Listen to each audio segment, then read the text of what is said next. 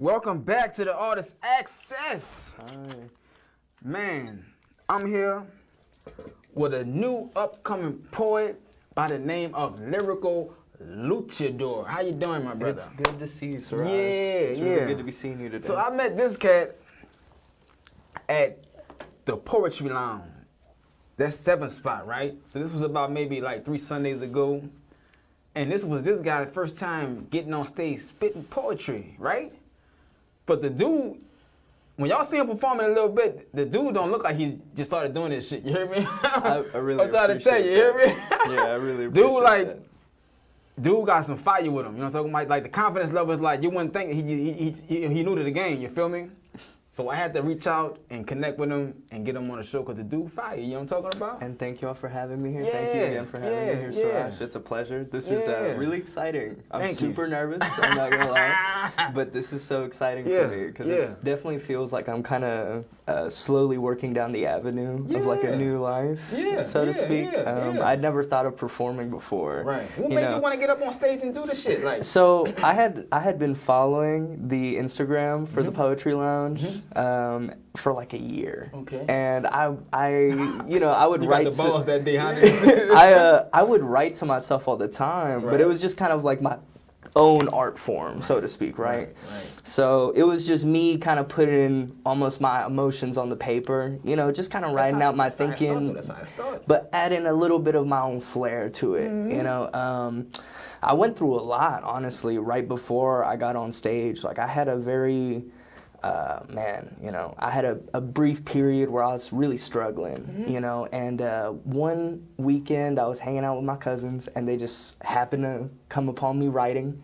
And they were like, oh, you know, what are you doing? You know, at first it was like a little mockery. You know, I was like, oh, what are you doing? You journaling, man? You got a diary over there? You know what I mean? I was like, nah, man, nah, it ain't no diary, man. Nah, it's not like that, fool. Right. And I'm like, I know my man, you know, they're like, they're just fucking capping on me, you know, they're like, come on, bro, you know, show us what you got, right? So I'm like, all right, well, you know, I'm writing a little, you know, like, I guess a poem, you know what I mean?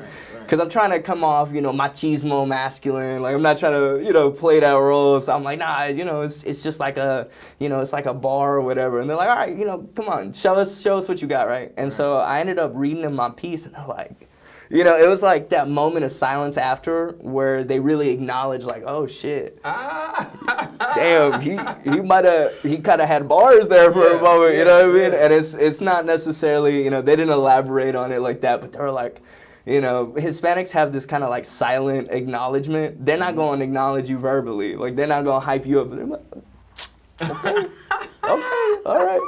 You know, and then they, you know, obviously, so at that point, one of my cousins, Remy, she had gone to the Poetry Lounge before, right? And she was like, man, that was good.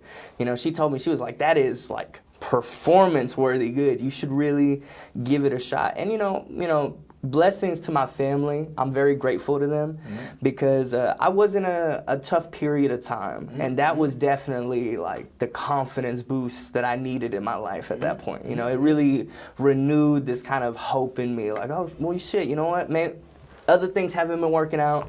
You know, I've been struggling in the other avenues of my life. I'm just trying to get down this busy street, you know, and I keep feeling like I'm coming upon traffic. But going to the Poetry Lounge every Sunday, that was just a street I'd never been on before, right? And it's one where I'm not dealing with fucking cars sliding in and getting by me in traffic. I'm not dealing with all these red lights. It's like, okay, this is just my time. This is my Sunday. It's my church. You know what I mean? I go every Sunday. I treat it like it's my place of religious worship, you know, because it's really just, you know, I don't tailor my writing to anyone. You know, even when I read a piece to somebody and I ask them for criticisms, you know, it's very much so up to me. Because some people will tell me, you know, they'll read a piece and they'll be like, well, you know, I'm not sure if I'm really catching the main part of the message. And I'm like, well, it's for you to interpret. You know what I mean? The main part of the message is only going to be for me to know. I'm the artist that wrote it, right? It's something that's profound to me, but everyone sees something differently in whatever it is you put down on paper. You know, and that's how I feel when I go to the Poetry Lounge. It's not me tailoring my experience to other people's demands. It's just me putting it out on paper. And then I get to put it out in words. It's just like a painting. Like when you paint, like when an artist painted this picture, he didn't paint this to cater to me. Yeah. Or he painted something and as whoever watches it, they get whatever they get from it. Absolutely. You know what I'm saying? Yeah. Like I said earlier, art is poetry. You know what I'm talking about? Man, and getting to see you go on stage, man, my second time up, that was a blessing. You're good, man. You're really good. I see all the other experienced performers, poems. We're performers for that night. We're poets at the end of the day, but at that point on stage, we're performing for a crowd.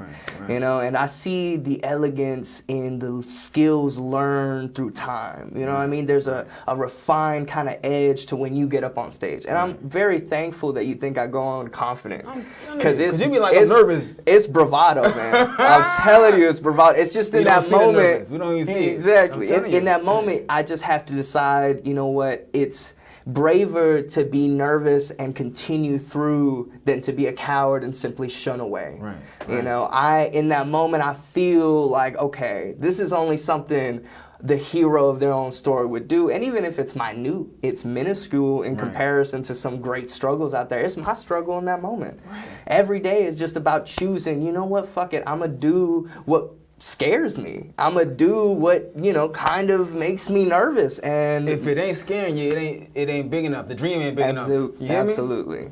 There's not enough. There's not enough stakes in the game. You know what I mean? For me to go up on stage, it's me being very vulnerable in that moment. You know what I mean? Like I said, I tailor my writing towards me, so it's not necessarily me, making something to perform. It's just something I'm trying to perform. Sometimes it doesn't come across the same. Like I said, some people listen to what I have to write and they're like, well, I'm not sure if I'm getting the message. And they're talking about the theme of the poem, and I'm telling them, well, I'm asking for your criticisms on how it sounds, but not necessarily the message behind it. That's something you gotta find. It comes into place once you finish a piece and once it's refined, and you're like, there it is. You can hear the invocation of whatever that person was trying to put down on paper, whether it's a spell or some kind of emotion, it's there. It's within the motion of their language, how they're speaking, Look at here. Wait, we ain't gonna waste no more time. You know what I'm talking about? We're gonna get you in that booth right quick. Oh, you know what I'm talking about? I appreciate that, man. Bro, you sitting there doing this interview, and look, you gotta keep doing this poetry. Because I'm trying to tell you, because whatever you was going through before, and I hate how you, like, poetry sound like it's your piece. It give you your peace. I'm trying to tell you, you got a future in the poetry world. You feel me? Thank you. I'm trying to tell you. So stick with it. So look, man, we're gonna take us to we gonna might just get straight to it. So y'all stay tuned. My man about to get in the booth and do his thing. Y'all stay tuned, man. We're gonna do this thing right quick. You heard me?